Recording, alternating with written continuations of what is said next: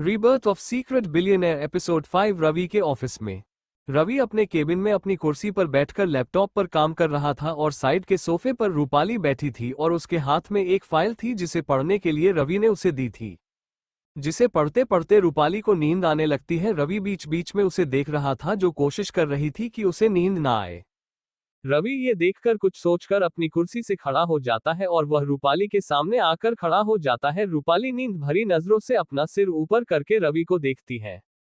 तो रवि बोला, आओ चलो मेरे साथ 1-2 घंटे की नींद पूरी कर लो, फिर आकर दोबारा इस फाइल को पढ़ लेना।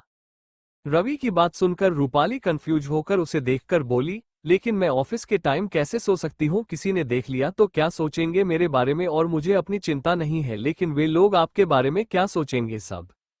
लेकिन वह आगे कुछ बोल पाती तभी रवि नीचे झुककर उसे अपनी गोद में उठा लेता है, जिसे देखकर रूपाली हैरान हो जाती है और वह रवि को देखते हुए बोली, क्या कर रहे हो? छोड़ो मुझे, कोई देख लेगा। ये हमारा घर नहीं आपका ऑफिस है। अच्छा नहीं लगता यहाँ पर, प्लीज उतार दीजिए मुझे नीचे। लेकिन रवि उसकी बातों को इग्नोर करके उसे अपनी गोद में लिए ही केबिन में अंदर बने रूम का डोर खोलकर उसे अंदर लाकर बेड पर लिटा देता है। रूपाली अंदर रूम को देखकर हैरान थी और फिर वह देखी है कि रवि डोर बंद करके उसके पास आ रहा है। जिसे देखकर रूपाली बेड पर बैठकर रवि को देखकर बोली, रहने दीजिए, मुझे नींद नहीं आ रही है। कोई आ गया तो अच्छा नहीं लगता, प्लीज चलो वहीं पर बैठकर काम करते हैं। लेकिन रवि उसके पास बैठकर उसके होठों पर उंगली रखकर बोला, तुम सो रही हो कि मैं तुम्हें सुलाने में मदद करूं? रवि की बात सुनकर रूपाली कंफ्यूज होकर बोली, आप कैसी मेरी मदद कर सकते हो? मुझे नींद आएगी तभी आएगी ना। रवि रूपाली के कंफ्यूज चेहरे को देखकर मुस्कुराकर बोला, जरूर आएगी।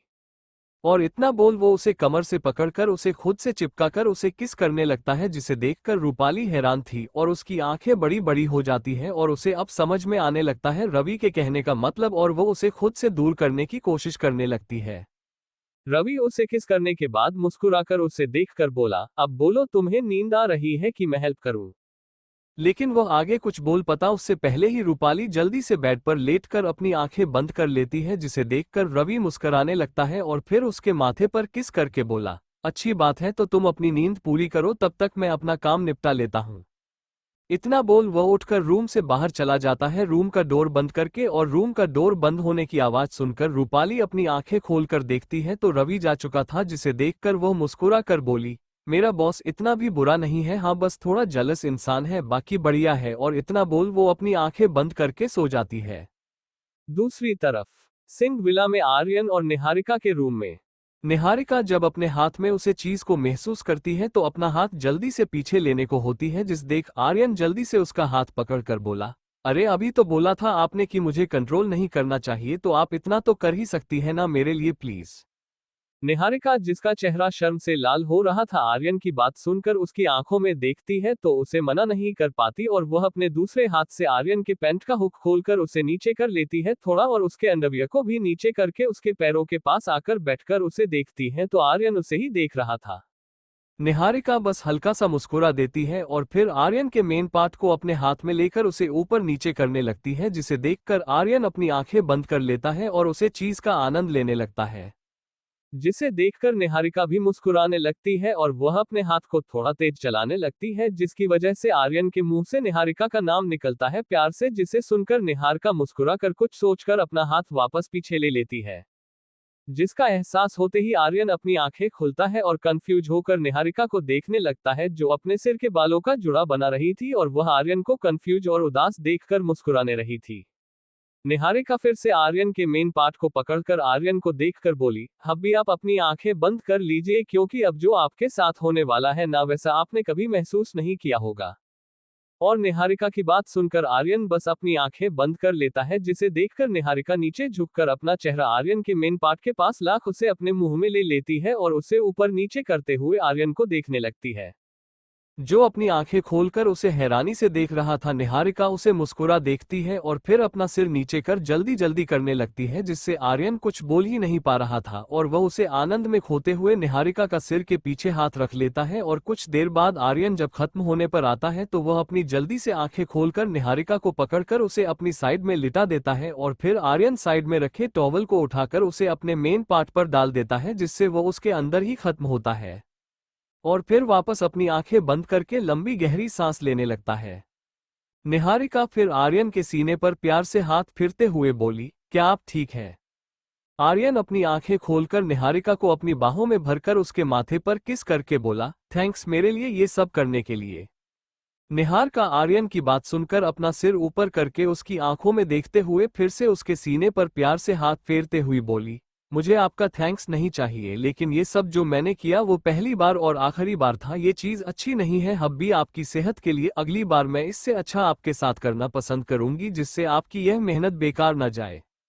इतना बोल उसके चेहरे पर मुस्कान आ जाती है, जिसे देखकर आर्यन भी हाँ में सिर हिला देता है और वह निहारिका कोई ऐसे ही बाहों में भर आंखें बंद करके लेटा रहता है। और जब निहारिका को एहसास होता कि आर्यन सो चुका है, जिसे देखकर निहारिका मुस्कुरा कर उसके गाल पर किस करती है और फिर उठकर आर्यन के ऊपर रखी उसे टॉवल को उठाकर उसे ले जाकर बाथरूम में फेंक देती है और वापस आकर आर्यन के अंडरवियर को ऊपर किसका कर उसकी पेंट पहना देती है उसे सही से, और फिर आर्यन को देखती है जो गहरी नींद में जा चुका था। और फिर वो सामने घड़ी में टाइम देखी है, तभी दिन के 2 ही बज रहे थे, जिसे देखकर निहारिका फिर से आर्यन के पास आकर लेट जाती है और वह उसे पल को याद करने लगती है जब उसकी और आर्यन की पहली शादी हुई थी और वह अपने रूम में बेड पर दुल्हन की जोड़े में बैठी हुई थी। तब उसे बहुत गुस्सा आ रहा था कि उसके दादाजी ने उसके लिए एक नौकर को क्यों चुना, और वह रात से भी बहुत गुस्सा थी कि उसकी हिम्मत कैसे हुई उससे शादी करने के लिए हाँ बोलने की, और उसने भी दादाजी को वचन नहीं दिया होता ना तो कभी ऐसा नहीं करती। वह ये सोच ही रही होती है, तभी रूम का डोर खोलकर आर्यन अंदर आता है। शादी के दिन भी उसके पास पहनने के लिए नए कपड़े नहीं थे, तो उसके भाई ने अपने पुराने कपड़े दिए थे उसे। निहारिका आर्यन के आने की आवाज सुनकर अपना सिर ऊपर करके देखती है तो आर्यन रूम का डोर बंद करके उसके पास ही आ रहा था, जिसके चेहरे पर हल्की सी मुस्कान थी, जिसे देखकर निहारिका को अचानक गुस्सा आने लगता है और वह अपने गुस्से को कंट्रोल कर रही थी। तभी आर्यन उसके पास बेड पर बैठकर बोला, देखिए निहारिका जी, मुझे पता है कि आप इस शादी से खुश नहीं हैं, लेकिन मैं पर वह आगे कुछ बोल पाता उससे पहले ही निहारिका गुस्से में अपने घूंघट को हटाकर उसे देखते हुए बोली, लेकिन आपके मजे हुए, क्योंकि आप दुनिया के पहले ऐसी मर्द हो जिसे बिना मेहनत किए सब कुछ मिल गया, और मैं इतनी पढ़ी लिखी लड़की तुमसे शादी करके अपनी किस्मत पर रो रही हूँ। निहारिका की बात सुनकर आर्यन बोला, निहारिका जी मैं समझ रहा हूँ आपकी बातों को, लेकिन अब शादी हो चुकी है तो। निहारिका फिर से आर्यन की बात को बीच में काटती हुई बोली, तो क्या आपको मेरे साथ सुहागरात बनानी है? शादी हो गई तो आप क्या चाहते हो, मैं कपड़े उतार के आपके सामने बैठ जाऊं? क्योंकि अब तो मैं आपकी हो गई तो आप मेरे साथ कुछ भी कर सकते हो बिना मेरी मर्जी के।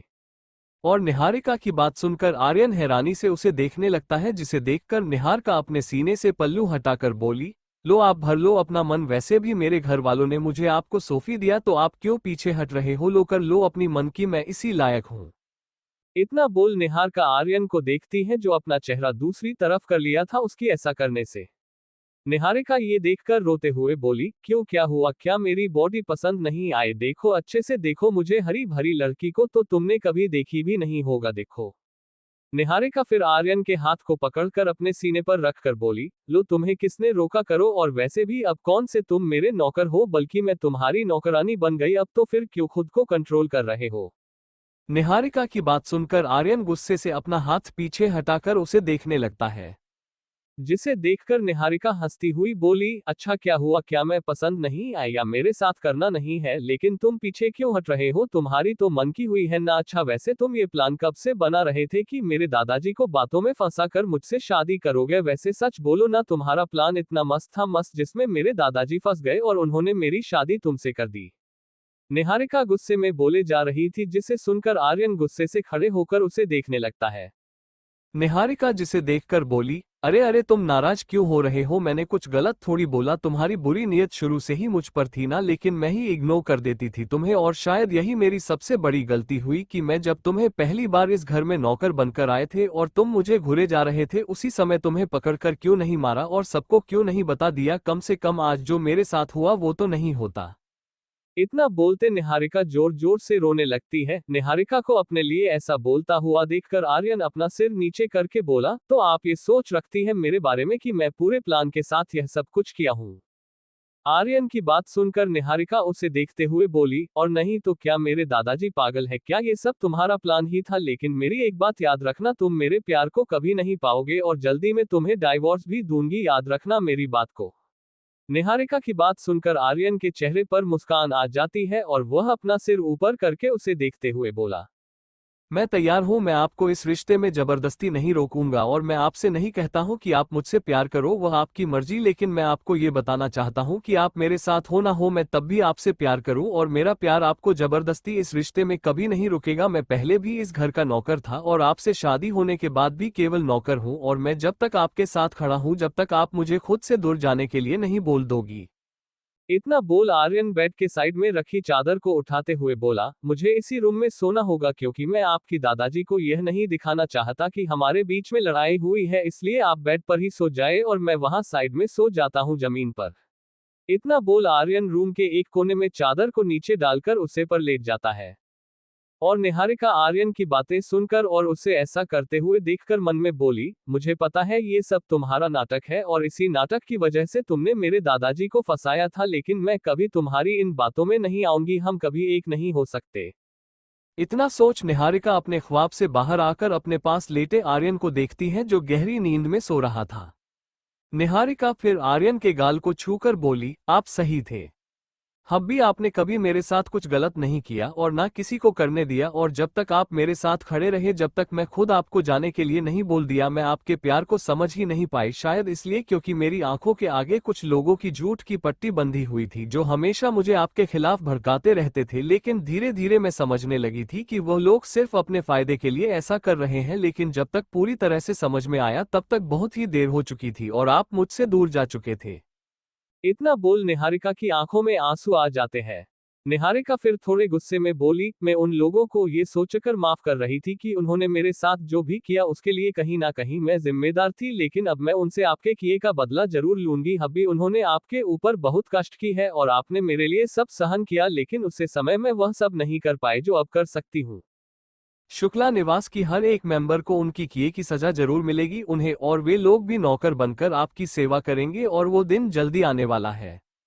इतना बोलते निहारिका के चेहरे पर टेढ़ी मुस्कान आती है और फिर वह घड़ी में टाइम देखकर बेड से खड़े हो जाती है। एक नजर आर्यन को सोते हुए देखकर मुस्कुराकर रूम से बाहर चली जाती है। वह दादाजी को उनकी दवाई देकर रात के खाने की तैयारी करनी थी उसे। और दूसरी तरफ रवि के ऑफिस में रूपाली की नींद खुलती है तो वह देखी है अपने फोन में टाइम तो शाम के 4 बज चुके थे, जिसे देखकर उसकी आंखें बड़ी बड़ी हो जाती है। वो पूरे 2 घंटे सोते रही और यही सोचकर वो जल्दी से खड़ी हो जाती है और रूम में बने बाथरूम में जाकर अपना चेहरा ठीक करके वापस आती है। रूपाली फिर रूम के डोर के पास आकर उसे हल्का सा खोलकर देखती है तो उसे केबिन में रवि और एक खूबसूरत लड़की के साथ बातें करते हुए दिखाई देता है। मुस्कुराकर उस लड़की के पीछे एक आदमी खड़ा था जिसके हाथ में कुछ फाइल थी, लेकिन रूपाली उसे इग्नोर करके रवि और खूबसूरत लड़की को देखती है। सोफे पर बैठकर बातें कर रहे थे दोनों अपने बिजनेस को लेकर और बीच बीच में दोनों एक दूसरे को मुस्कुरा कर देखते भी।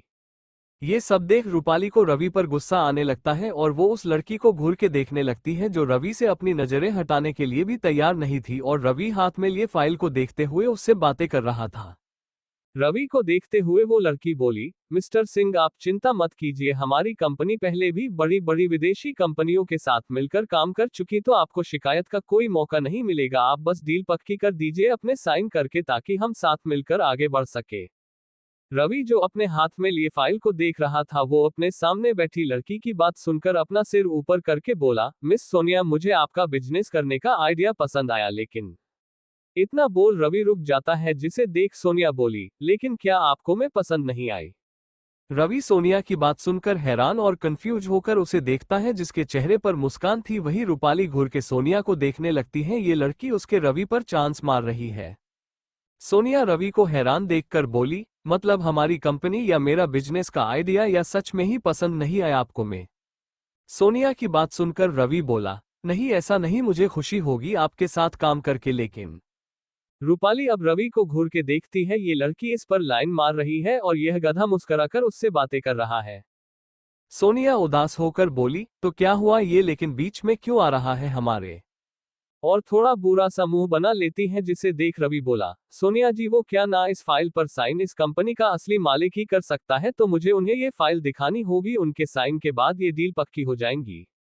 रवि की बात सुनकर सोनिया कंफ्यूज होकर बोली, ये कंपनी के असली सीईओ आप नहीं हो क्या। सोनिया की बात सुनकर रवि बोला, मैं सिर्फ कंपनी संभालता हूँ, मेरे भाई है जो बड़ी बड़ी डील हैंडल करते हैं, तो उनके साइन चाहिए होंगे इस फाइल पर। रवि की बात सुनकर सोनिया बोली, अच्छा ऐसा है तो आप उनके साथ मेरी मीटिंग रख दो, आखिर हम तो जाने कि आपके भाई कौन है जिससे पूरी दुनिया अनजान है।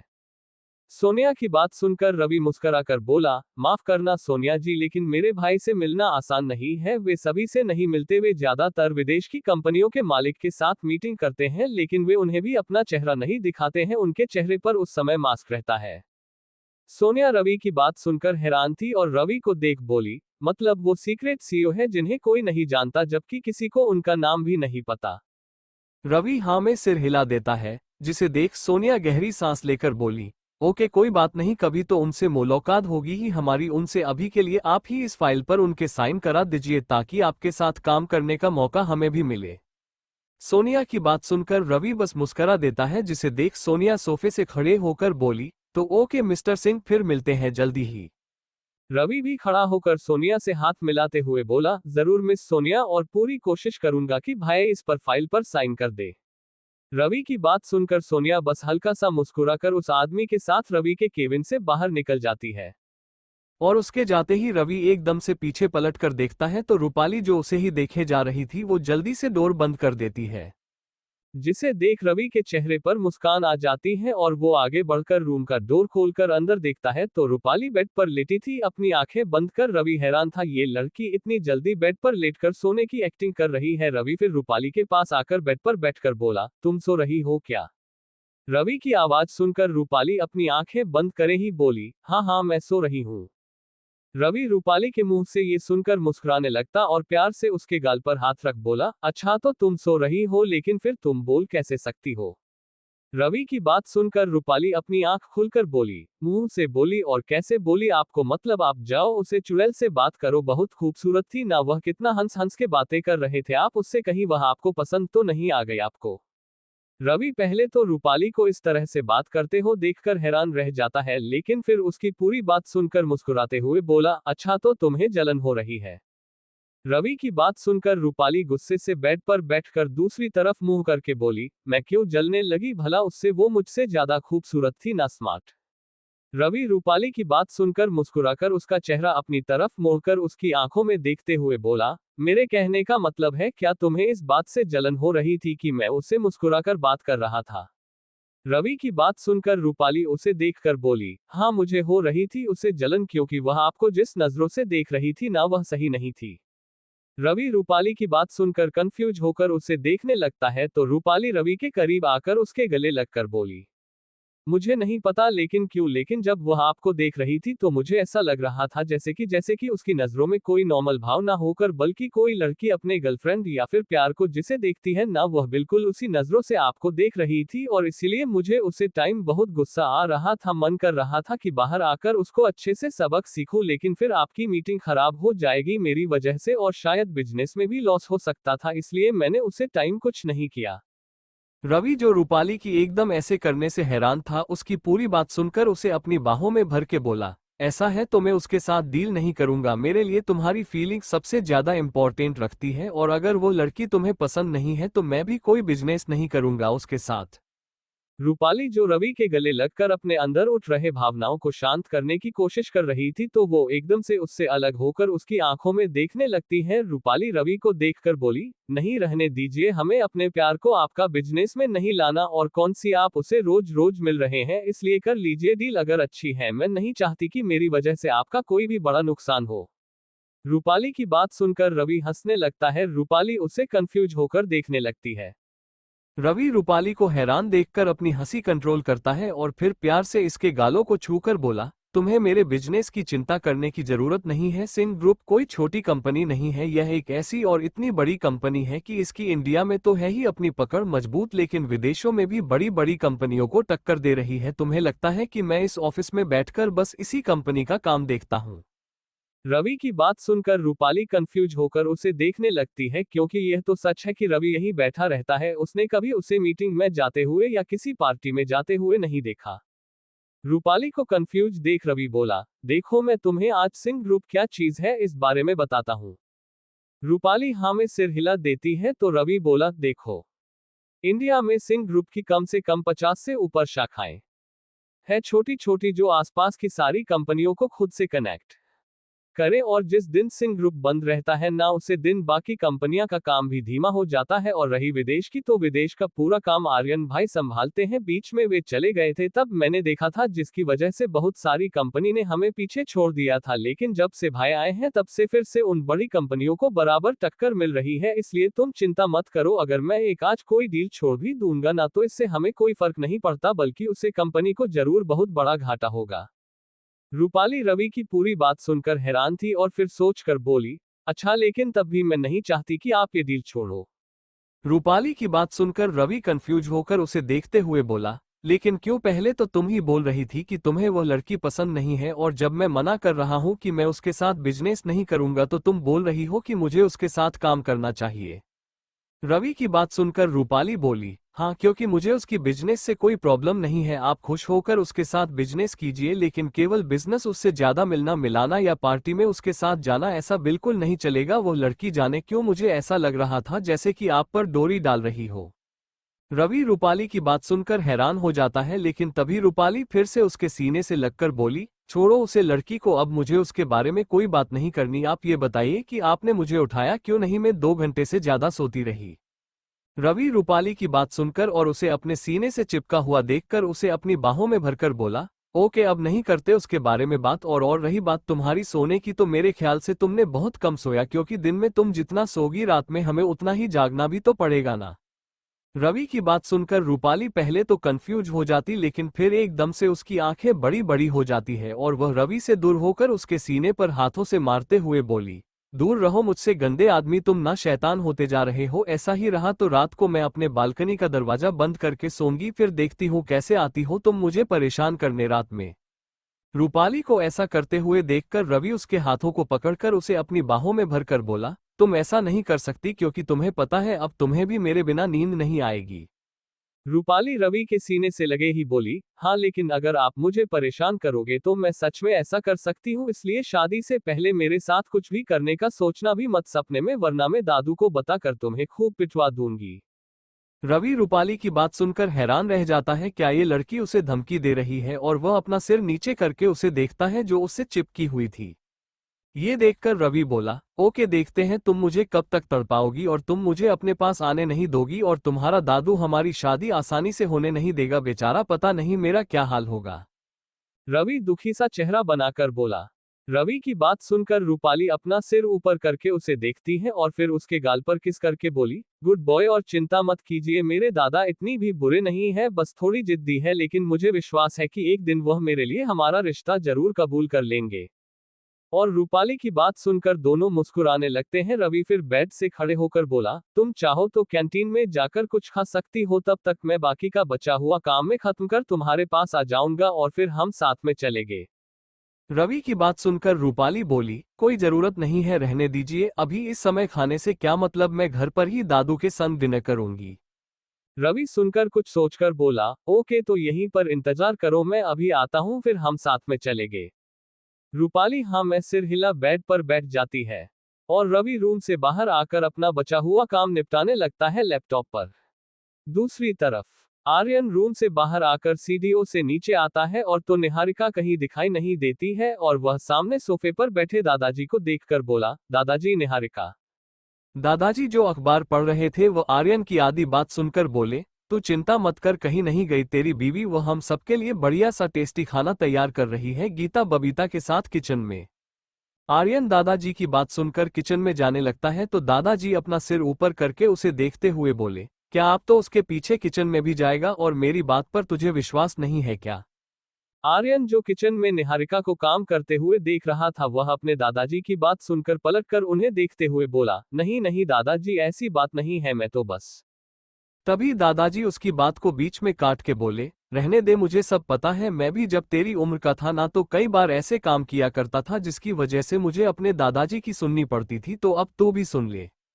दादाजी की बात सुनकर किचन में निहारिका जो काम कर रही थी तभी गीता हंसने लगती है और निहारिका मुस्कुराने लगती है अपना सिर नीचे करके। पता नहीं आर्यन क्यों दादाजी के सामने ऐसा काम करते हैं जिसकी वजह से उन्हें तो सुनने को मिल ही रहा है और मुझे भी दादाजी की बात सुनकर शर्म सी आने लगी है। पता नहीं अब मैं दादाजी के आगे कैसे जाऊंगी। और यही सोच उसे आर्यन की ऊपर थोड़ा गुस्सा आने लगता है। क्या यह आदमी उससे थोड़ी देर के लिए दूर नहीं रह सकता। तभी गीता बबीता से मुस्कुराते हुए बोली, बहन बबीता देख रही हो अपने बड़े आर्यन भाई को पहले तो ऐसी नहीं थे, जब से भाभी आए तब से यह बिल्कुल ही चेंज होते जा रहे हैं। गीता की बात सुनकर बबीता निहारिका की तरफ दिखती है जिसकी आंखें हैरानी से बड़ी बड़ी हो गई थी और गुस्से से उसका चेहरा लाल हो रहा था आर्यन की वजह से। तो बबीता आग में घी डालते हुए बोली, हाँ बहन गीता तुमने देखा नहीं जब हम मॉल में शॉपिंग कर रहे थे तो भाई भाभी को छोड़ने को तैयारी नहीं थे। उनके लिए उन्होंने 2 घंटे हमारे साथ मॉल में घूमे थे। जो आदमी पहले 10 मिनट से ज्यादा वीआईपी रूम में नहीं रुकता था जब कुछ लेने आते थे हमारे साथ, और अब देखो भाभी के लिए तो। इतना बोल उसके चेहरे पर मुस्कान आती है और गीता बबीता निहारिका को देखने लगती है जो रोटी बना रही थी और उसके चेहरे पर आर्यन के लिए गुस्सा अलग ही दिखाई दे रहा था कि आर्यन के वजह से उसे इन सब के ताने सुनने पड़ रहे हैं। तभी बबीता बोली, हाँ लेकिन कुछ भी कहे प्यार बहुत करते हो भाभी से भाई, और एक तरह से हमारे लिए अच्छा ही है। अब कम से कम भाई के चेहरे पर मुस्कान तो रहा करेगी, वरना पूरे दिन खड़ूस सा चेहरा लेकर घूमा करते थे। बबीता की बात सुनकर गीता भी मुस्कुराकर बोली, हाँ ये तो है और मैं खुश हूँ भाई के लिए बहुत, तो इसलिए थैंक्स भाभी हमारे भाई की जिंदगी में आकर उन्हें इतना बदलने के लिए। गीता निहारिका की एक साइड से चिपक कर बोली जिसे देखकर निहारिका हैरान हो जाती है। तभी बबीता भी दूसरी तरफ से उसे गले लगाकर बोली, हाँ बिल्कुल आपका बहुत बहुत धन्यवाद हमारे भाई के चेहरे पर मुस्कान लाने के लिए, उन्हें बचपन जैसा बनाने के लिए। निहारिका जो पहले आर्यन की वजह से गुस्सा थी वो गीता बबीता की बात सुनकर और उन्हें खुद को इस तरह बीच में दबाते हुए देखकर निहारिका प्यार से दोनों के सिर पर हाथ रखकर बोली, अच्छा मैं समझ गई, अब अपने काम करो वरना हम लोग लेट हो जाएंगे शाम का डिनर बनाने में। निहारिका के ऐसा करने और उसकी बात सुनकर दोनों खुश होकर निहारिका के एक एक गाल पर किस करके बोली, ओके भाभी माँ हम अभी अपना अपना काम करते हैं। इतना बोल वे दोनों अपना काम करने लगती हैं, लेकिन निहारिका पहले हैरानी से अपने गाल पर हाथ रख लेती है और फिर मुस्कुराकर खाना बनाते हुए बोली, पागल लड़कियां। जिसे सुनकर वे दोनों भी उसका साथ देने लगती हैं खाना बनाने में। किचन के बाहर दादाजी आर्यन को देख रहे थे जो उनके पास तो बैठ गया था लेकिन उसकी बार बार नजर किचन की तरफ ही जा रही थी, जिसे देख दादाजी बोले, बिना आर्यन को देख बेटे, मुझे पहले लगता था कि अगर शादी के सबसे पहले बीवी का गुलाम बनेगा वो रवि होगा, लेकिन अब। इतना बोल वे रोक जाते हैं। आर्यन जो किचन में निहारिका को काम करते हुए देख रहा था वो दादाजी की बात सुनकर बोला, अब क्या दादाजी। दादाजी आर्यन को देखते हुए बोले, रहने दे, अब देख लिया तो बताने की क्या जरूरत। आर्यन दादाजी की बात सुनकर कंफ्यूज हो जाता है लेकिन फिर वो इग्नोर करके वापस निहारिका को देखने लगता है, जिसे देख दादाजी गहरी सांस लेते हैं। बस कुछ देर बाद डाइनिंग टेबल पर सभी खाना खा रहे थे, बस निहारिका को छोड़कर जो रवि के आने का इंतजार कर रही थी, क्योंकि उसे लग रहा था कि रवि ने कुछ नहीं खाया होगा, वो भूखा होगा। आर्यन और दादाजी उसे समझाते कि हो सकता है कि रवि ने बाहर ही डिनर कर लिया हो, लेकिन निहारिका कहती है कि ऐसा पहले हो सकता था लेकिन अब नहीं, अब रवि को पता है कि घर पर उसकी भाभी माँ उसके लिए अच्छा सा खाना तैयार करके रखे होगी। और निहारिका की बात सुनकर बाकी लोग खाना खाकर अपने अपने रूम में सोने चले जाते हैं, केवल आर्यन को छोड़कर जो वहीं पर बैठा निहारिका के साथ रवि के आने का इंतजार कर रहा था। निहारिका को आर्यन ने अपनी कसम देकर खाना खिला तो दिया था, लेकिन निहारिका ने जिद पकड़ ली थी कि रवि को खाना खिलाकर ही सोने आएगी, जिसके वजह से आर्यन भी नहीं जाना जा पा रहा था सोने और दोनों रवि के आने का इंतजार कर रहे थे। इसी तरह रात के 11 बजे चुके थे लेकिन रवि नहीं आता है तो निहारिका उसके लिए परेशान भी हो जाती है और वो आर्यन को उसका पता लगाने को बोलने लगती है। रूपाली का रूम। रूपाली और रवि बेड पर एक दूसरे के बाहों में लेटे हुए थे। रवि का फोन बंद होकर उसके पैंट की पॉकेट में रखा हुआ था ताकि कोई उन्हें परेशान ना करे। रूपाली रवि के सीने पर सिर रखकर उससे चिपक कर लेटी थी और वो कुछ सोच कर बोली, रवि थैंक्स मेरे लिए उस होटल में डिनर डेट का प्लान करने के लिए, मैं बहुत खुश हूँ, सच में तुम बहुत अच्छे हो, I love you Ravi. Rupali खुश होकर रवि के होठों पर किस करके बोली। रवि रूपाली की बात सुनकर और उसे किस करते हुए देखकर उसे कमर से पकड़कर उसे अपने ऊपर लिटाकर बोला, आई लव यू टू जान, लेकिन थैंक्स से काम नहीं चलेगा जान, तुम्हें भी मेरे लिए कुछ करना होगा। रवि की बात सुनकर रूपाली हाँ मैं सिर हिलाकर उसके होठों पर किस करके बोली, मैं भी आपके लिए कुछ भी कर सकती, आप बोलो तो आपको क्या चाहिए। रूपाली की बात सुनकर रवि के चेहरे पर टेढ़ी मुस्कान आ जाती है, जिसे देख रूपाली पहले तो कंफ्यूज हो जाती है, लेकिन तभी उसे कुछ एहसास होता जिससे उसकी आंखें बड़ी बड़ी हो जाती है और वो रवि के ऊपर से उठने की कोशिश करते हुए बोली, नहीं नहीं, मैं ये सब नहीं कर सकती। लेकिन वो उससे दूर हो पाती उससे पहले ही रवि जल्दी से रूपाली को पकड़कर उसे अपने नीचे करके उसकी आंखों में देखने लगता है। रूपाली रवि को डर कर नामे सिर हिलाकर बोली, नहीं रवि, यह सब नहीं। लेकिन तभी रवि उसे अपने नीचे दबाकर उसे किस करने लगता है, जिससे रूपाली की बॉडी भी गर्म होने लगती है उसके एहसास से, और ना चाहते हुए भी वो रवि के किस में उसका साथ देते हुए उसके हाथ रवि के पीठ पर आकर उसे खुद से और कसके चिपका लेते हैं, जिसे देख रवि के चेहरे पर मुस्कान आ जाती है और वो उसके गर्दन पर किस करते हुए अपने एक हाथ को ऊपर लगकर उससे रूपाली के कपड़ों के ऊपर से उसके सीने पर हाथ फेरते हुए उन्हें दबाने लगता है, जिससे रूपाली लंबी गहरी सांस लेते हुए रवि को देखने लगती है और कसके रवि को उसके कंधों से पकड़ लेती है और प्यार से वो रवि को देख बोली, रवि, हम सही तो कर रहे हैं ना। रवि, जो रूपाली को किस करते हुए नीचे की ओर आ रहा था, वो अपना सिर ऊपर करके उसे देखता है, जो थोड़ी डरी हुई उसे ही देख रही थी। रवि रूपाली के माथे पर किस करके बोला, डरो मत, हम एक दूसरे से प्यार करते हैं और जल्दी ही शादी भी करेंगे। रवि की बात सुनकर रूपाली हाँ में सिर हिला देती है, जिसे देख रवि मुस्कुराकर अपने शर्ट के बटन खोलकर उसे निकाल देता है। रूपाली रवि के सीने को देखती है, जिसे देखकर शर्म से वो अपना सिर दूसरी तरफ मोड़ लेती है।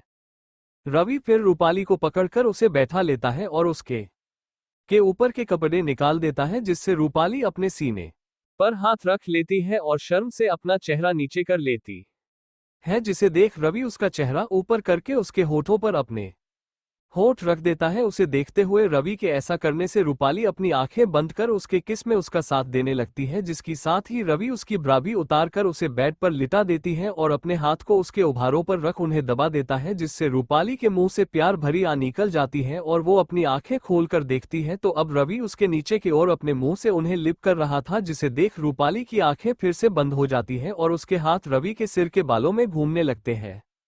रूपाली इस चीज को एंजॉय कर ही रही थी, तभी उसे एहसास होता कि रवि का एक हाथ उसके पेट से नीचे की ओर जा रहा है, तो रूपाली उसका हाथ पकड़कर रवि को देखने लगती है। रूपाली लंबी सांसें लेकर रवि को आगे बढ़ता हुआ देखकर उसकी दिल की धड़कन सामान्य गति से तेज चल रही थी, जिसे रवि महसूस कर पा रहा था और वो रूपाली को देख बोला, आज नहीं रोको रूपाली, मैं तुम्हें पूरी तरह से तुम्हें अपना बनाना चाहता हूँ। रवि की बात सुनकर और उसकी आंखों में देख रूपाली की हाथ की पकड़ रवि के हाथ में लूज हो जाती है और वो उसे छोड़ देती है, जिसे देख रवि मुस्कुराकर रूपाली के पैंट का हुक खोल देता है और अपने उस हाथ को रूपाली की पैंटी में डाल देता है, जिससे रूपाली अपनी आंखें बंद कर लेती है और रवि रूपाली को वहां छूकर देखता है तो वो गीली थी उसके लिए, जिसका एहसास होते ही रवि के चेहरे पर मुस्कान आ जाती है और अपनी एक उंगली को उसके अंदर प्रवेश करा देता है, जिससे रूपाली के मुंह से एक चीख निकल जाती है, जिसे सुनकर रवि जल्दी से उसके मुंह पर हाथ रखकर बोला, दादाजी आ सकते हैं। जिसे सुनकर रूपाली की आंखें बड़ी बड़ी हो जाती हैं और हाँ में सिर हिला देती है, जिसे देख रवि अपना हाथ उसके महू से हटा देता है और अपनी उसे उंगली को अंदर बाहर करता है, जिससे रूपाली अपने महू पर हाथ रख लंबी लंबी सांसें लेने लगती है। रवि फिर अपना हाथ वापस निकलकर बेड पर खड़ा होकर अपने पैंट उतारकर उसे साइड में रख देता है और रूपाली के पैरों के पास बैठकर उसका पैंट भी निकालने लगता है, जिससे उसके आगे रूपाली की खूबसूरत पैर आने लगते हैं। रवि रूपाली के पैंट को साइड में रख उसके पैरों पर नीचे से हाथ फेरते हुए ऊपर की ओर आने लगता है, जिसको देख रूपाली अपनी आंखें बंद कर लेती है। अब दोनों केवल अंडरवियर और पैंटी में थे। रवि का हाथ ऊपर आकर रूपाली के उभारों को छूकर उन्हें हल्का सा दबा देता है, जिससे रूपाली के मुंह से प्यार से रवि का नाम निकल जाता है, जिसे सुन रवि उसे देखता है जो उसके पेट पर किस करते हुए नीचे की ओर जा रहा था। रूपाली भी अपनी आंखें खुलकर रवि को देखती है तो रवि हल्का सा मुस्कुरा कर वापस उसे किस करके पैंट को नीचे निकाल उसकी पैंटी को उतार साइड में रख देता है और फिर रवि रूपाली को देखता है जो शर्म से अपना चेहरा दूसरी तरफ मोड़ हुई थी और वो अपने दोनों हाथों को अपने मेन जगह रखे हुए थी नीचे, जिसे देख रवि रूपाली के पास आकर ऊपर उसका चेहरा सीधा कर उसे किस करते हुए उसके दोनों हाथों को वहां से हटाकर उसकी उस जगह अपना हाथ रख देता है, जिसका एहसास होते ही रूपाली रवि के पीठ पर हाथ रख लेती है। रवि फिर रूपाली को किस करते हुए नीचे की ओर आने लगता है, जिससे रूपाली की पीठ ऊपर को उठ जाती है। रवि नीचे आकर अपनी जीभ को भी रूपाली के नीचे होठों के बिचला कर उन्हें लिप करने लगता है, जिससे रूपाली उस आनंद में खोते हुए अपनी आंखें बंद कर लेती है और उसको हाथों की पकड़ चादर पर कस जाती है। कुछ देर बाद रवि अपना सिर ऊपर करके देखता है तो रूपाली भी उससे अपनी आंखें खोलकर देखने लगती है, जिसे देख वो समझ जाता है कि रूपाली को उसका बीच में रुकना सही नहीं लगा। जिसे देख रवि मुस्कुराकर अपना अंडरवियर उतार देता है, जिससे रूपाली की नजर उसके मेन पार्ट पर जाती है, जिसे देख वो हैरान होकर बोली, यह इतना बड़ा है, मैं इस अपने अंदर नहीं ले सकती। रूपाली अपने दोनों पैरों को बंद करके बोली ताकि रवि उसके पास उसे ना ला पाए। रवि रूपाली की बात सुनकर और उसे ऐसा करते हुए देखकर उसके पास लेटकर प्यार से उसके सिर पर हाथ फेरते हुए बोला, कुछ नहीं होगा, बस हल्का सा दर्द होगा जान। रूपाली रोनी सी शकल बना लेती है, जिसे देख रवि उसे खुद से चिपका कर बोला, मैं हूं जान, तुम चिंता ना करो, मैं बहुत धीरे धीरे करूंगा। इतना बोल रवि रूपाली को किस करने लगता है उसे खुद से चिपकाते, और रवि के ऐसा करने से रूपाली भी अपने हाथ उसके पीठ पर रख उसकी किस में उसका साथ देने लगती है। रवि रूपाली को किस करने के बाद उसे सीधा लिटा देता है, उसके ऊपर आकर बोला, और कुछ नहीं होगा, अगर ज्यादा दर्द हो तो मुझे बताना, धीरे करूंगा। इतना बोल रवि रूपाली को किस करते हुए अपने मैन पार्ट को पकड़कर उसे रूपाली के अंदर हल्का सा प्रवेश कराता है, जिससे रूपाली दर्द में कसके उसे खुद से चिपका लेती है। जिसे देख रवि थोड़ा रुक जाता है, उसे किस करने लगता है। किस करने के बाद रवि रूपाली से दूर होकर फिर से एक झटका देता है, जिससे वह उसके अंदर आधा समा जाता है, और रवि के ऐसा करने से रूपाली के मुंह से दर्द भरी चीख निकल जाती है, जिसे सुनकर रवि जल्दी से उसकी मुंह पर हाथ रख देता है। रूपाली रोने सी शक्ल बनाकर रवि को देखने लगती है, जिसे देखकर रवि उसे सॉरी बोलता है और फिर धीरे धीरे इसके अंदर पूरा समा जाता है। और पूरा समा जाने के बाद तो रूपाली दर्द में अपने नाखून रवि के पीठ पर कस रही थी, जिसे रवि को दर्द हो रहा था, लेकिन वह रूपाली के हाथ को हटाता नहीं है, बल्कि प्यार से उसके सिर पर हाथ फेरने लगता है, जो बहुत दर्द में उसे देख रही थी और उसकी आंखों से आंसू आ रही थी। कुछ देर रूपाली शांत होती है तो रवि को देखकर बोली, रवि प्लीज इसे बाहर निकालो, अब और नहीं सहा जाता, ऐसा लग रहा है जिसमें मर जाऊं। और रूपाली की बात सुनकर रवि बोला, हो गया, अब इतना दर्द नहीं होगा। वह धीरे धीरे करने लगता है, जिससे थोड़ी देर बाद रूपाली का दर्द कम हो जाता है और उसे चीज का आनंद लेने लगती है। और इसी करे 1 से 1.5 घंटा बाद रवि थककर रूपाली के ऊपर ही लेट जाता है। रूपाली रवि को खुद से चिपका लेती है कसके और उसके सिर के बालों में हाथ फेरते हुए बोली, ये बहुत दर्दनाक था, अगली बार नहीं करूंगी। रूपाली की बात सुनकर रवि मुस्कुराते हुए बोला, अच्छा तो क्या तुम्हें मजा नहीं आया?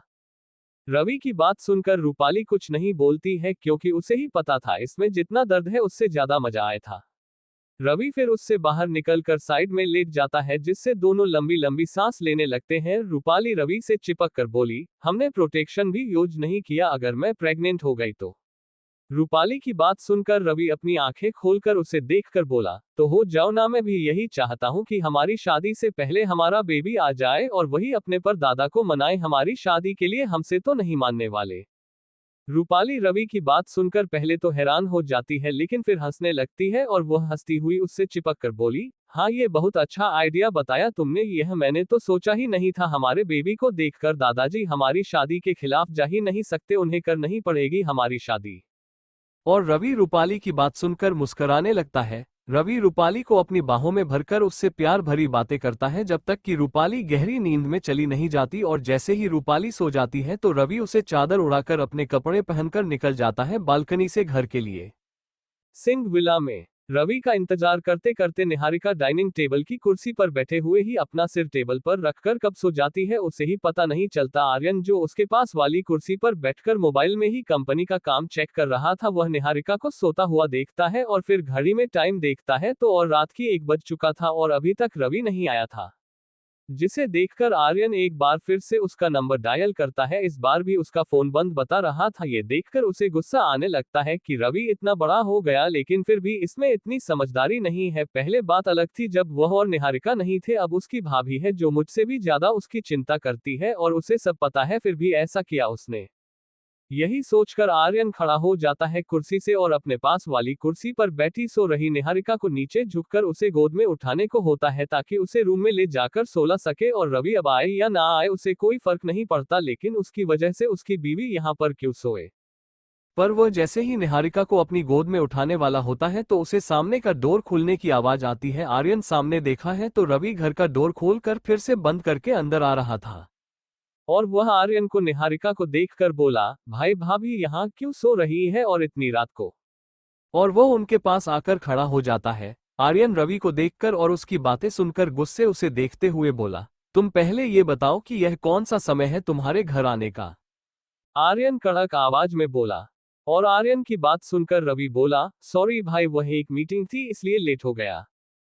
आर्यन रवि को झूठ बोलता हुआ देखकर गुस्से से बोला, एक तो तुम लेट आए अपना फोन बंद करके बैठे हो और दूसरा तुम मुझसे झूठ बोल रहे हो कि मीटिंग में था। मुझे सब पता है कि कब तुम्हारी मीटिंग होती है और कब नहीं होती, इसलिए मेरे आगे झूठ मत बोला करो, आगे से समझे। आर्यन की गुस्से भरी बातें सुनकर रवि अपना सिर नीचे कर लेता है और फिर अपने पैंट की पॉकेट से फोन निकालकर देखता है तो वह बंद था, जिसे देखकर रवि अपनी आंखें बंद कर लेता है और फिर अपना सिर नीचे करे ही बोला, सॉरी भाई लेकिन मैं किसी के साथ था इसलिए मैंने अपना फोन बंद कर लिया था ताकि कोई हमें परेशान ना करे। रवि की बात सुनकर आर्यन को और ज्यादा उस पर गुस्सा आने लगता है, लेकिन फिर अपने गुस्से को कंट्रोल करता है क्योंकि वह ज्यादा शोर नहीं करना चाहता था जिससे निहारिका की नींद खुल जाए, इसलिए रवि को घूर के देखते हुए धीरे से लेकिन कड़क आवाज में बोला, मुझे कोई फर्क नहीं पड़ता तुम किसके साथ थे और इतनी लेट क्यों आए, लेकिन मुझे इस बात से फर्क पड़ता है कि तुम्हारी इस लापरवाही की वजह से मेरी बीवी को परेशानी होना पड़ा। रवि वह पिछले 4 घंटे से तुम्हारा इंतजार कर रही है कि तुम आओगे तो तुम्हारे लिए गर्म खाना बनाकर तुम्हें देगी, और क्या तुम्हें नहीं पता अब घर में तुम्हारी भाभी है जो तुम्हारा इंतजार करती है। आर्यन की बात सुनकर रवि को खुद पर गुस्सा आने लगता है कि उसने रूपाली के साथ टाइम स्पेंड करने के चक्कर में ये सब भूल गया कि वो घर पर उसकी भाभी उसका इंतजार कर रही होगी खाने पर। कम से कम उसे एक फोन करके भाभी को बता देना चाहिए था कि उसके लिए इंतजार ना करे।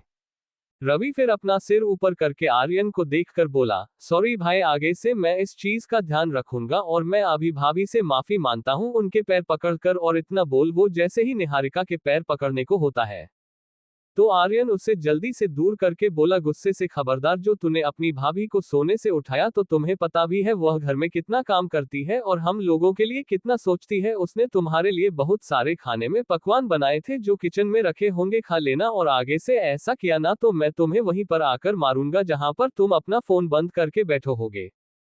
इतना बोल आर्यन उसे इग्नोर करके निहारिका को अपनी गोद में उठा लेता है और फिर सीढ़ियों से ऊपर जाने लगता है अपने रूम में निहारिका को लेकर। रवि को बहुत बुरा लग रहा था कि उसकी वजह से भाभी इतनी परेशान हुई और उसके दिमाग से भी यह चीज बिल्कुल उड़ गई थी कि उसके घर पर उसकी भाभी माँ है जिसे उनकी चिंता रहती है। रवि फिर यह सोचकर कि बस सुबह भाभी से पैर पकड़कर माफी मांग लेगा कि आगे से ऐसी गलती नहीं करेगा, और फिर वह किचन में जाने लगता है। उसे भी अपनी भाभी के हाथ का खाना खाना है और वैसे भी रूपाली के साथ उसके बेड पर मेहनत करके उसे भूख लगने लगी थी बहुत तेज, और वह किचन में आकर देखने लगता है बर्तनों में तो भाभी ने उसके लिए कई सारे पकवान सच में बनाए थे जिसमें रोटी चावल दाल आलू की सब्जी पूरी कुछ मिठाई भी। यह सब देखकर रवि की आंखों में चमक आ जाती है। वह जल्दी से एक थाल में उन सबको लेने लगता है भर भर के, क्योंकि आज पहली बार हो इतनी चीज खाएगा भाभी माँ की हाथ की। और खास कि वो जल्दी आ गया होता लेकिन फिर उसे वहां पर घाटा हो जाता। चलो कोई बात नहीं, उसने रूपाली के साथ अच्छा टाइम भी स्पेंड कर लिया और अभी खाना भी मिल गया उससे बढ़िया भाभी के हाथ का खाना, और रही भाभी की तो वह उनसे मांग लेगा अच्छे से। रवि वही सोचकर खाना लेकर डाइनिंग टेबल पर आता है और वहां बैठकर खाने लगता है अच्छे से जल्दी जल्दी। इधर आर्यन निहारिका को अपने रूम में लाकर बेड पर आराम से लिटा देता है और फिर उसके माथे पर किस करके बोला, देखा तुम जिसके लिए इतनी परेशान हो रही थी उसे तुम्हारे प्यार की कोई कदर ही नहीं है, इसलिए मैं कहता हूं कि मत दिखाओ किसी को इतना प्यार वरना वह किसी और के आने पर तुम्हें भूल जाता है। और आर्यन फिर रूम का डोर बंद करके निहारिका के पास आकर उसे अच्छे से अपनी बाहों में भरकर बोला, गुड नाइट वाइफी, आगे से मैं तुम्हें कभी इतना परेशान नहीं होने दूंगा। मुझे पता है तुमने ये काम नहीं किया अपने घर पर, लेकिन हमारे लिए सब इसलिए कर रही है क्योंकि तुम्हें हम सब अपने लगने लगे और तुम्हें हम सबसे वह प्यार मिल रहा है जो तुम्हें उन लोगों से नहीं मिला। और यही सोच आर्यन के चेहरे पर मुस्कान आ जाती है और फिर वह अपनी आंखें बंद करके सो जाता है, निहारिका को अपनी बाहों में भरे नहीं। रवि अच्छे से अपना पेट भर के जाकर अपने रूम में सो जाता है। उसे अच्छी नींद आती है भाभी के खाने से और रूपाली के साथ प्यार भरा टाइम निकालने की वजह से। नेक्स्ट मॉर्निंग सुबह 6 बजे जब निहारिका की आंखें खुलती है तो वो खुद को आर्यन के बाहों में पाती है बेड पर, जिसे देखकर उसके चेहरे पर मुस्कान आ जाती है और वो प्यार से उसकी गालों पर किस करके बोली, गुड मॉर्निंग हब्बी। और वह जैसे ही उससे दूर होने होती है तो आर्यन उसे अपने बाहों में पकड़ कर बोला, कहाँ जा रही हो यार, सोना है मुझे। और आर्यन की नींद भरी बात सुनकर निहारिका बोली, सुबह के 6 बजे मुझे नहाना है और फिर आरती भी तो करनी है ना, तुम सोते रहो, तुम्हें कौन उठा रहा है। और वो फिर से उठने की कोशिश करने लगती है तो आर्यन उसे अपने बाहों में भर के बोला, तुम चली जाओगी तो फिर मुझे नींद कैसे आएगी, इसलिए मेरे साथ लेटी रहो जब तक मेरी नींद पूरी ना हो जाए। आर्यन की बात सुनकर निहारिका हैरान हो जाती है और फिर आर्यन के हाथों को खुद से दूर करके बोली, छोड़ो हब्बी, मुझे आपका बस चले तो आप मुझे अपने पास 24 घंटे अपने पास रखकर अपने बाहों में भर कर रहे, लेकिन मुझे घर का काम करना पड़ता है। तभी आर्यन अपनी आंखें खोलकर निहारिका को बेड से उठता हुआ देखकर बोला, वाइफी, इतने नौकर हैं तो घर का काम करने के लिए तुम मेरे पास आओ, मुझे सोना है ना। आर्यन की बात सुनकर निहारिका जो बाथरूम में जाने वाली थी वो पलटकर आर्यन को देखती है जो उसे ही देख रहा था। ये देख वो गहरी सांस लेकर आर्यन के सिर के पास बेड पर बैठकर उसके सिर के बालों में हाथ फेरते हुए बोली, हब्बी, ऐसा करके आप मुझे अपना काम करने से रोक रहे हैं क्या? आप नहीं चाहते कि मैं दादाजी और घर के बाकी लोगों को खुश रखूं? निहारिका की बात सुनकर आर्यन उसके गोद में सिर रख बोला, मैं कब आपको रोक रहा हूं, लेकिन आपको सबसे ज्यादा अपने पति पर ध्यान देना चाहिए क्योंकि पति से आपको इतना अच्छा परिवार मिला। आर्यन की बात सुनकर निहारिका हंसते हुए बोली, हाँ यह सही बोला आपने, तो आप चाहते हो कि मैं आपके पास ही रुकूं तो ठीक, अब मैं आपसे दूर नहीं जाऊंगी, चाहे कुछ भी हो जाए मैं इस रूम से बाहर नहीं जाऊंगी अब खुश। आर्यन निहारिका की बात सुनकर उसके चेहरे को देखता है जो ये बोलते हुए उदास लग रही थी, जिसे देख आर्यन गहरी सांस लेकर उससे दूर होकर लेटकर बोला, अच्छा जाओ, मैं नहीं रोक रहा हूं आपको। इतना बोल वो अपनी आंखें बंद कर लेता है। निहारिका आर्यन खुद से दूर होकर सोता देख और उसकी बात सुनकर उदास हो जाती है और उसकी आंखों में नमी आ जाती है। वो एक अच्छी बहू और भाभी बनने के चक्कर में एक अच्छी पत्नी नहीं बन पा रही है और यही सोच सोच कर उसके आंखों में से आंसू बहने लगते हैं और थोड़ी देर बाद आर्यन के कानों में हल्के हल्के रोने की आवाज आने लगती है, जिसे सुनकर राज एकदम से अपनी आंखें खुलकर पलट कर देखता है तो निहारिका को बेड पर अपने मुंह पर हाथ रख रोते हुए देखकर शौक रह जाता है और जल्दी से उठकर निहारिका के पास आकर उसके चेहरे को अपने हाथ में लेकर बोला, क्या हुआ वाइफी, तुम इस तरह क्यों रो रही हो? आर्यन के ऐसा करने से निहारिका और ज्यादा रोते हुए उसके हाथों से खुद के चेहरे से दूर करके रोते हुए बोली, दूर रहो आप मुझसे, मैं एक बुरी पत्नी हूं जो सबको खुश रखने के वजह से अपने पति को दुखी और परेशान करती है। आर्यन निहारिका के ऐसा करने और उसकी बात सुनकर हैरान था और फिर एकदम से निहारिका को अपने बाहों में भरकर बोला, अरे ऐसा किसने बोला कि आप बुरी पत्नी हो? निहारिका आर्यन के सीने से लगे ही रोते हुए बोली, मैं हूं, मुझे पता है, वरना मैं आपकी हर इच्छा को पूरा करती, ना कि आपको दुखी करके बाकी लोग के बारे में सोचती। आर्यन निहारिका की बात सुनकर हैरान था और फिर उसे खुद से दूर करके उसके आंखों से आंसू साफ करते हुए बोला, ऐसा कुछ नहीं है वाइफी, तुम बहुत अच्छी पत्नी हो। आर्यन की बात सुनकर निहारिका उसे देखने लगती है नम आंखों से तो आर्यन हाँ में सिर हिलाकर फिर से उसे अपने सीने से चिपका लेता है। आर्यन की बात सुनकर निहारिका उसके सीने से लगे हुए बोली, आप सच बोल रहे हो ना हब्बी कि मैं एक अच्छी पत्नी हूं? निहारिका की बात सुनकर आर्यन इस बार उसे खुद से दूर करके उसके होठों पर अपने होठ रख उसे किस करने लगता है क्योंकि अब वो निहारिका को इस तरह समझाना चाहता था। निहारिका आर्यन के एकदम ऐसा करने से हैरान रह जाती है, लेकिन आर्यन के किस में अपने लिए इतना प्यार देखकर वो समझ जाती है कि आर्यन उससे कितना प्यार करता है और वह किसके द्वारा उसे ये दिखाना चाहता है कि उसके लिए क्या है निहारिका, और वो आर्यन की किस में उसका साथ देने लगती है। दोनों एक दूसरे को करीबन 10 से 15 मिनट किस करते रहते हैं और जब निहारिका की सांस फूलने लगती है तो आर्यन उससे दूर हो जाता है और उसे कस के अपनी बाहों में भरकर बोला, मुझे लगता है अब मुझे तुम्हें कुछ बताने की जरूरत नहीं है, मेरे किस ने ही तुम्हें सब कुछ बता दिया होगा कि तुम क्या हो और कितनी अच्छी हो। इतना बोल आर्यन जब निहारिका से दूर होता है तो निहारिका शर्म से अपना चेहरा नीचे कर लेती है और आर्यन की बात पर बस हाँ में सिर हिला देती है। ये देखकर आर्यन के चेहरे पर मुस्कान आ जाती है और प्यार से उसके चेहरे को अपने हाथों में लेकर उसके माथे पर किस कर देता है, जिससे निहारिका की आंखें बंद हो जाती हैं। आर्यन फिर उसके होठों पर किस करके दूर हो जाता है। निहारिका अपनी आंखें खोलकर आर्यन को देखती है तो फिर से सो चुका था वो बेड पर लेटे कर। ये देखकर निहारिका अपना सिर पकड़ लेती है। ये भगवान क्या आलसी पति है, उसका मतलब नींद के आगे उसने उनके इतनी अच्छी मूवमेंट की बैंड बजा के रख दी। लेकिन वो जानती थी कि आर्यन ने ऐसा क्यों किया, इसलिए वो आर्यन के सर के बालों में हाथ फेर उसके माथे पर किस करके बोली, ओके अब आप थोड़ा और सो लो, तब तक मैं नहाकर तैयार होकर आरती करके सबके लिए नाश्ता तैयार करती है, फिर आ जाना आप सबके साथ नाश्ता करने के लिए। इतना बोल निहारिका मुस्कुराते हुए बाथरूम में चली जाती है और डोर बंद होने की आवाज सुनकर आर्यन मुस्कुराकर बोला, बेवकूफ लड़की, पता नहीं क्यों इसे अच्छा ही बनना है। दूसरी तरफ रूपाली की जब नींद खुलती है तो उसे अपने पैरों के बीच इतना दर्द हो रहा था कि वह वापस लेट जाती है बेड पर और रवि को याद कर गुस्से से बोली, इस रवि के बच्चे ने मेरे साथ अच्छा नहीं किया, मुझे दर्द देकर खुद मजे से सो रहा होगा, कुंभकर्ण की तरह बुरा आदमी। रूपाली बुरा सा मुंह बनाकर बोली। तभी उसके दादाजी डोर नॉक करते हुए बोले, रूपाली बेटा क्या हुआ, आज तुम इतनी टाइम तक कैसे सो रही हो।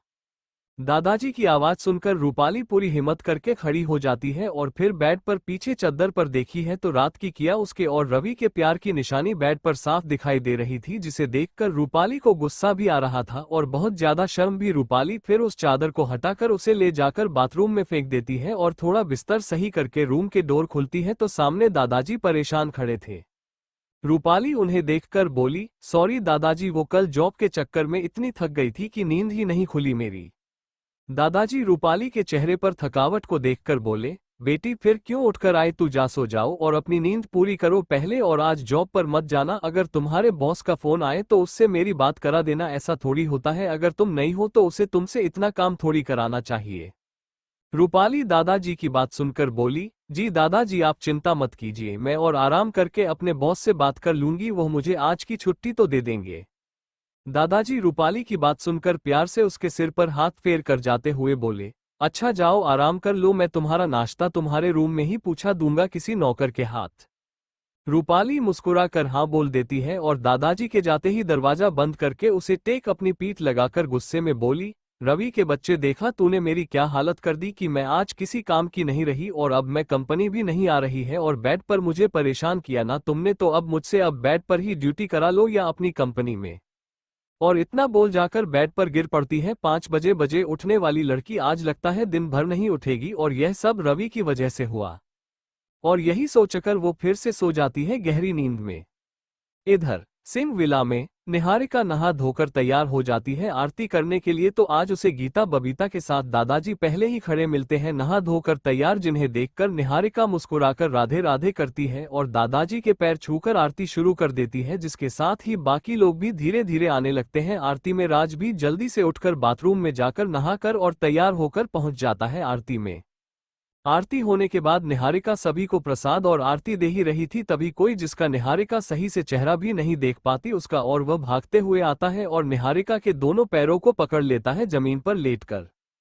और उसे आदमी की ऐसा करने से निहारिका बड़ी मुश्किल से खुद को गिरने से बचाती है। बाकी लोग भी शौक होकर उसे नीचे पड़े इंसान को देखने लगते हैं। सभी लोगों उसे शौक होकर देख ही रहे होते हैं तो वो आदमी अपनी सिर ऊपर करके निहारिका को देखते हुए बोला, भाभी प्लीज मुझे माफ कर दीजिए, मैंने जानबूझकर कल रात को लेट नहीं आया था, मुझे सच में आपका ध्यान नहीं रहा, प्लीज अपनी देवर को माफ कर दीजिए।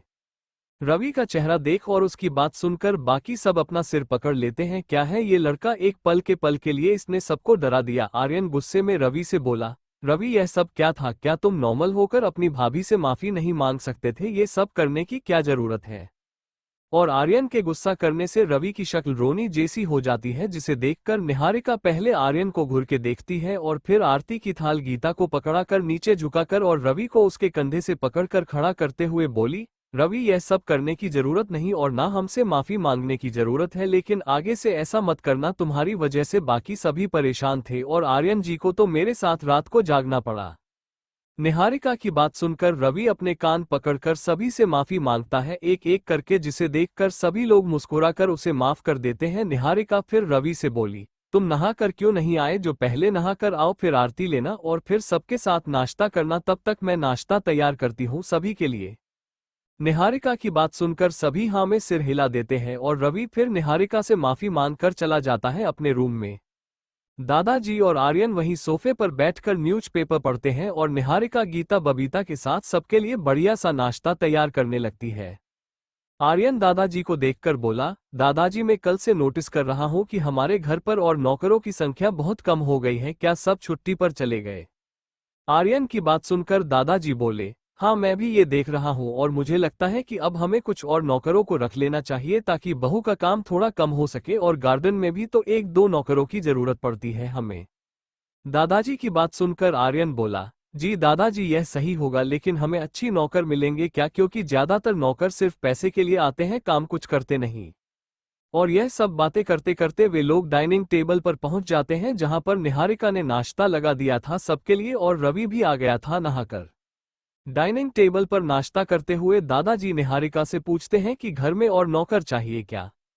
तो निहारिका मना कर देती है जितने अभी है बहुत है और गार्डन में ही 2 लोग चाहिए बस घर में तो वह गीता बबीता बहुत है और फिर भी अगर जरूरत हो तो 1-2 नौकर को रख सकते हैं। सब इस बारे में बात कर ही रहे होते हैं तभी घर के अंदर बाहर मेन डोर का एक बूढ़ा सा गार्ड अंदर आते हुए बोला अपना सिर नीचे करके, मालिक वो कुछ नौकर जैसे दिखने वाले लोग घर के मेन गेट पर खड़े और वे लोग खुद को नौकर नहीं बल्कि इस घर का मालिक कह रहे हैं। उसे सिक्योरिटी गार्ड की बात सुनकर सभी हैरान हो जाते हैं। रवि थोड़े गुस्से में बोला, तो तुम हमें बताने क्यों आए? उन पागल लोगों को भगा दो बाहर से ही। वो सिक्योरिटी गार्ड अंकल रवि की बात सुनकर बोले, जी छोटे मालिक, लेकिन उनका ये भी कहना है कि वो बहू रानी के रिश्तेदार हैं तो मैंने इसलिए उन्हें नहीं भगाया था। सिक्योरिटी गार्ड बूढ़े अंकल की बात सुनकर सभी लोग हैरान हो जाते हैं और सभी लोग फिर निहारिका को देखते हैं जो खुद कंफ्यूज थी कि कौन है क्योंकि उसका कोई रिश्तेदारी नहीं है, लेकिन राज को थोड़ा थोड़ा अंदाजा हो गया था कि वह लोग कौन हो सकते हैं। इसलिए वह गार्ड अंकल से बोला, अंकल आप एक काम करो, वह जितने भी लोग हैं ना उन सभी को धक्के मारकर निकाल दीजिए और आगे से ऐसे लोगों को घर के आसपास भी मत आने देना। आर्यन थोड़े गुस्से में बोला और जिसे सुनकर सभी लोग हैरान हो जाते हैं क्योंकि आर्यन ने पहली बार ऐसा बोला था, वरना वो हमेशा नौकरों की इज्जत करता था और यह जानने के बाद भी कि वे लोग निहारिका के रिश्तेदार हो सकते हैं फिर आर्यन ये बोल रहा है। सभी को ये बात बहुत अजीब लगती है। निहारिका आर्यन के चेहरे पर गुस्से वाले भाव देखकर और उसकी बात सुनकर उससे भी अंदाजा हो चुका था कि वे लोग कौन हो सकते हैं। निहारिका यही सोचकर गहरी सांस लेती है, ये लोग उसके पीछे क्यों नहीं छोड़ते? जब भी खुशी उसके पास होती है तो ये लोग आकर उससे सब कुछ छीन लेते हैं, उसके दादाजी मॉम सब कुछ छीन लिया इन लोगों ने और इतना दर्द सहने के बाद जब उसे इतने अच्छे लोग और परिवार मिला तो फिर आ गए उससे उसका सब कुछ छीनने के लिए। यही सब सोचकर निहारिका अपना सिर नीचे कर लेती है उदास होकर, जिसे देखकर दादाजी को लगता है कि निहारिका बहू को आर्यन का ऐसा करना अच्छा नहीं लगा, यानी भी लोग जो घर के बाहर खड़े हैं निहारिका बहू के रिश्तेदार हो सकते हैं। और यही सोचकर वे उन बूढ़े अंकल जो सिक्योरिटी गार्ड हेड थे उन्हें जाने से रोकते हैं जो कि घर से बाहर जा रहे थे। 1 मिनट रुको, और दादाजी की आवाज सुनकर सब उन्हें देखने लगते हैं और वे सिक्योरिटी गार्ड अंकल भी वापस पलटकर दादाजी को देखकर उनके आगे बोलने का इंतजार करने लगते हैं, जो एक नज़र सबको देखने के बाद बोले, ऐसा कुछ भी मत करना तुम, वे लोग चाहे बहू के रिश्तेदार हो या ना हो उनके साथ ऐसा करना बिल्कुल भी अच्छा नहीं होगा। तुम उन लोगों को पहले यहाँ लेकर आओ और उनसे मिलने के बाद ही मैं तय करूंगा कि उनके साथ क्या करना है। दादाजी की बात सुनकर सभी शौक रह जाते हैं। दादाजी की बात सुनकर वो बूढ़े गार्ड अंकल जी बड़े मालिक बोलकर जाने लगते हैं। तभी आर्यन जो निहारिका को देख रहा था वो बोला, नहीं वे लोग इस घर में कदम भी नहीं रखेंगे और यह मेरा ऑर्डर है। आर्यन गुस्से से कुर्सी से खड़ा होकर बोला, जिसे सुनकर सभी हैरान रह जाते कि आर्यन दादाजी के फैसले के खिलाफ जा रहा है। दूसरी बार पहली बार गया था तब वह 5 साल के लिए इस घर को छोड़ दिया था, उसने पता नहीं अब क्या होगा, और यही सोचकर सभी के चेहरे पर डर के भाव आ जाते हैं।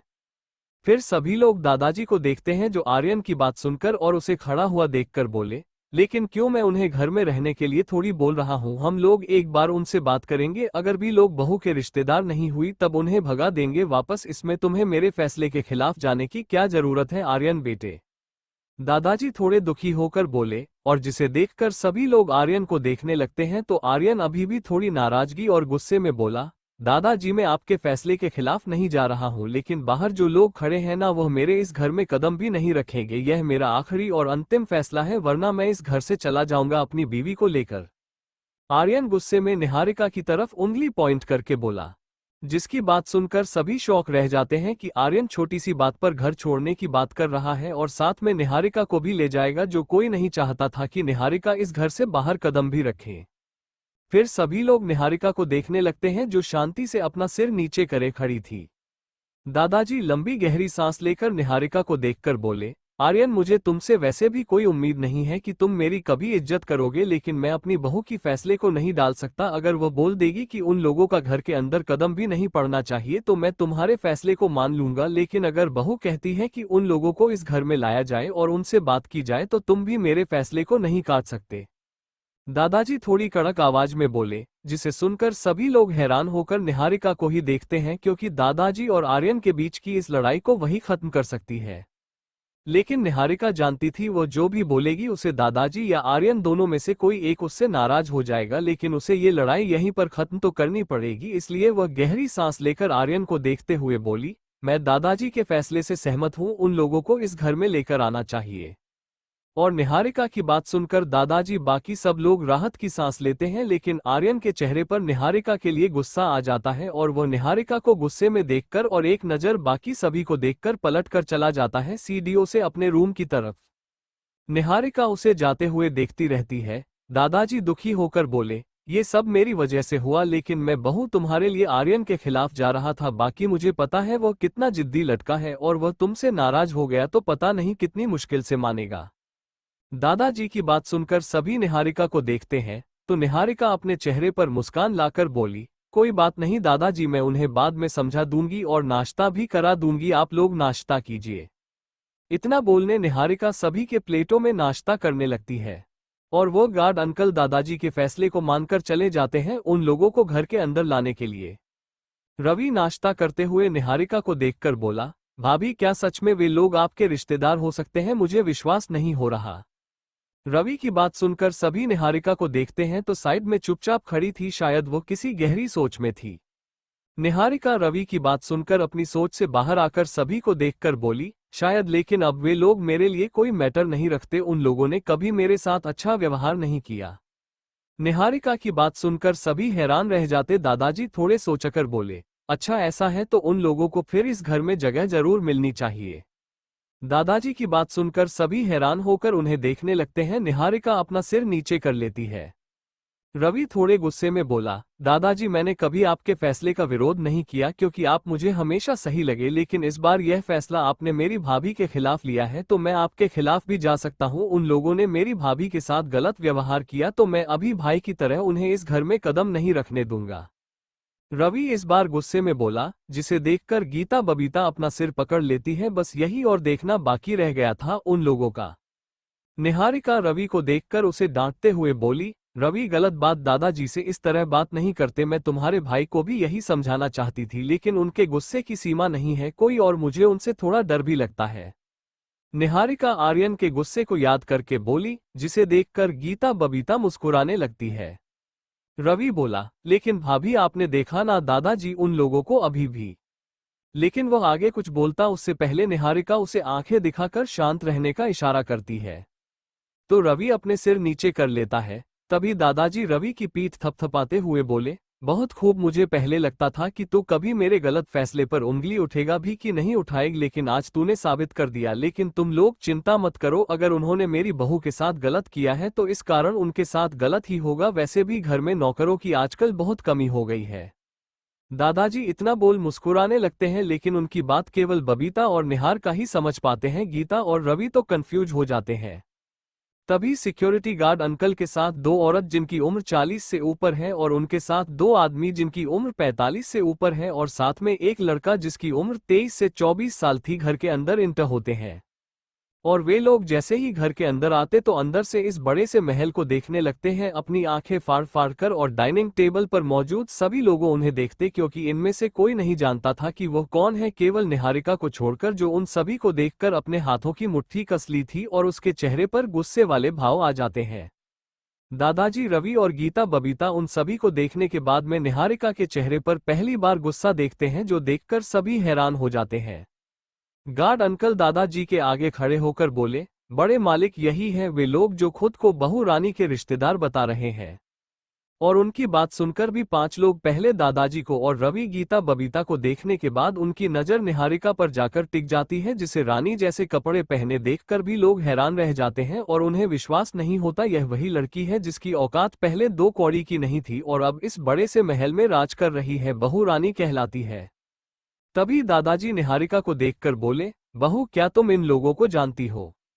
दादाजी की आवाज सुनकर निहारिका जो अंदर से ज्वालामुखी की तरह फट रही थी, इन सभी को देखकर वह अपनी गुस्से को कंट्रोल कर उनकी तरफ देखती है और फिर से सभी को देखकर बोली, जी दादाजी मैं जानती हूँ इन लोगों को। जिसे सुनकर इन 5 लोगों के चेहरे पर मुस्कान आ जाती है। रवि गीता बबीता कंफ्यूज हो जाते हैं। दादाजी आगे बोले, अच्छा तो क्या सच में ये लोग तुम्हारे रिश्तेदार हैं? दादाजी की बात सुनकर सभी लोग निहारिका को ही देखने लगते हैं, जो पहले उन 5 लोगों को देखकर दादाजी से बोली, नहीं दादाजी, ये लोग सिर्फ मेरे मॉम डैड के घर की नौकर थे जो उनके जाने के बाद मुझसे दूर हो गए थे। निहारिका की बात सुनकर उन 5 लोगों की आंखें बड़ी बड़ी हो जाती है। दादाजी, रवि और गीता बबीता के चेहरे पर मुस्कान आ जाती है। दादाजी उन 5 लोगों को देखकर बोले, अच्छा तो तुम लोगों को काम चाहिए, ऐसा बोलना चाहिए था ना, फालतू में मेरी बहू को बदनाम करने आए हो तुम लोग, कि तुम लोग उसके रिश्तेदार हो और तुम नौकरी चाहिए थी तो नौकरी मांगने के लिए आते ना सीधे, और वैसे भी तुम सभी को देखकर लगता है कि तुम इस घर के नौकर बनने के लायक ही हो। दादाजी की बात सुनकर उन 5 लोगों को ऐसा लगता है जैसे ये बुढ़े ने आग में घी डालने का काम किया है। वे लोग एक आदमी की तरफ देखते हैं तो वह आदमी आगे बढ़कर निहारिका से बोला, निहारिका बेटा, मुझे तुम नौकर कैसे बोल सकती है, बाप हूँ मैं तेरा, और ये तेरी माँ, ये लड़का तेरा भाई, और यह साइड में खड़े तेरे मामा मामी, तो कैसे इन सबको और मुझे नौकर कैसे बोल सकती है। राजीव जी की बात सुनकर दादाजी, रवि और गीता बबीता शौक रह जाते हैं कि यह आदमी निहारिका का डैड है, और निहारिका को देखने लगते हैं जो राजीव जी को घूरे जा रही थी। जिसे देख मीना जी आगे बढ़कर राजीव जी के कंधे पर हाथ रख निहारिका को देख बोली, निहारिका तो कैसे भूल सकती इन्हें, ये तेरे पिता राजीव शुक्ला और तू उनकी बेटी निहारिका शुक्ला, और मैं तेरी माँ मीना शुक्ला, और ये तेरा छोटा भाई मनीष शुक्ला, और ये दोनों तेरे मामा मामी रवीना और राकेश शुक्ला, हम सब तेरा गरीब परिवार है मेरी बच्ची, तो अब महलों में आकर कैसे भूल सकती हम सभी को। मीना इतना बोल रोनी सी शकल बना लेती है, जिसे देखकर दादाजी निहारिका से बोले, बहू क्या ये सच है। इस बार दादाजी की आवाज कड़क थी, जिससे कि नाराज हो निहारिका से कि निहारिका ने उनसे झूठ बोला था कि उसके मॉम डैड मर चुके हैं और अब उसका इस दुनिया में कोई नहीं है। दादाजी की आवाज सुनकर रवि जैसे ही कुछ बोलने को होता है तो दादाजी उसे हाथ दिखाकर बोले, मुझे केवल अपनी बहू से जवाब चाहिए। दादाजी निहारिका को देख बोले, तो निहारिका जो मीना जी को घूर के देख रही थी वो दादाजी को देख बोली, सॉरी दादाजी, लेकिन मैंने सच बोला, मेरा कोई परिवार नहीं इस दुनिया में। निहारिका की बात सुनकर मीना जी, राजीव जी, मनीष और उसके मामा मामी शौक हो निहारिका को देखने लगते हैं। दादाजी बोले, तो फिर क्या ये लोग झूठ बोल रहे हैं, देखो बहू मुझे झूठ नहीं पसंद, तुम मुझे साफ साफ बताओ। दादाजी की बात सुनकर मीना जी आगे बढ़कर जैसे ही कुछ बोलने को होती है तो दादाजी उन्हें भी अपना हाथ दिखाकर गुस्से से बोले, मैं अपनी बहू से बात कर रहा हूं तो कोई बीच में नहीं बोलेगा। दादाजी की बात सुनकर सभी चुप होकर निहारिका को देखने लगते हैं जो दादाजी को देख रही थी। Thank you for listening. मुझे उम्मीद है आपको ये स्टोरी पसंद आई होगी। अगर आपको पसंद आई है तो प्लीज लाइक और कमेंट करना ना भूलें और मोर स्टोरीज के लिए सब्सक्राइब करें। मिलते हैं नेक्स्ट वीडियो में।